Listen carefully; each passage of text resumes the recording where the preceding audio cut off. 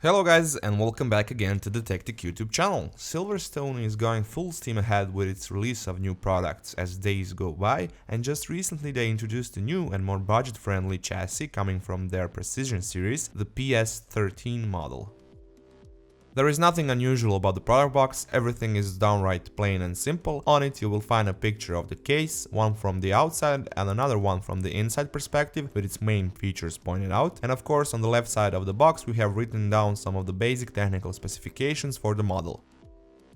Removing the box out of the picture, we are greeted by this plain looking and yet decently attractive design. The front side has this mesh-like cover which hides two spots for 120mm fans. Next to that on the left side we have two USB 3 ports and audio jacks in between that, while on the opposite right side you will find power on and reset button and LED activity lights. Going to the top you can see two 5¼ inch bays and one 3.5 inch bay made out of this really glossy plastic. Taking a closer look at the rest of the case, you won't find anything out of the ordinary. The panels are completely flat without any special designer cues except for the optional fan installation spots on the left side panel. Going to the back you can notice that the PS13 supports a pretty standard looking layout of the back I/O, cutout for the power supply being on the top. On the bottom you will find four unfortunately plastic and not rubber standoff feet.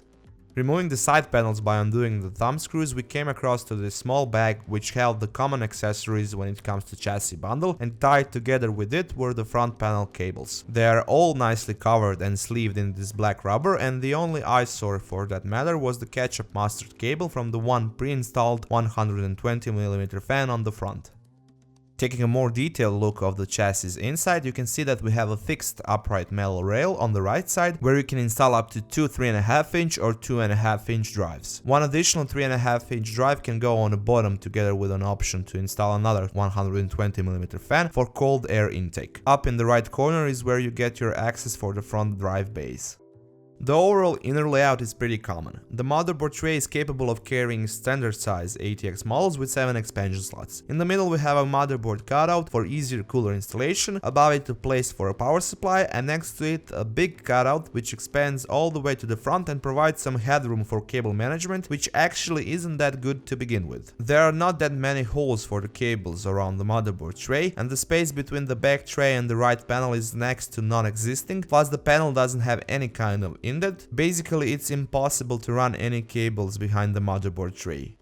The installation limitation for the CPU cooler height is 162mm, which is decent enough for all the popular models out there, but for the graphics card you can install up to 348mm long ones. Just have in mind that if you use one that's a bit shorter than that limit, you probably won't be able to install the top 3.5 inch hard drive, which is practically in level with it. You can check out their website on the link in the description box below for more detailed informations. Last but not the least, the front panel can easily be removed just by pulling it on the bottom, and with that you are revealing the two 120mm fan installation spots that we mentioned from before. The front panel doesn't utilize any kind of dust filter, although it seems like it at first sight due to this mesh-like surface. You can pull out the cables from the chassis so you can have better access and easier assembly of the components. With that removed you are left only with this steel frame, which is really light, as is the chassis overall. Thank you guys once again for checking out our unboxing and preview of the Silverstone's PS13 chassis. Feel free to give us a thumbs up if you like this video, leave a comment down below if you have any questions about the product, and of course if you would like to see more content like this you can subscribe to our Tech-Tic YouTube channel, or you can just check out our other videos from before.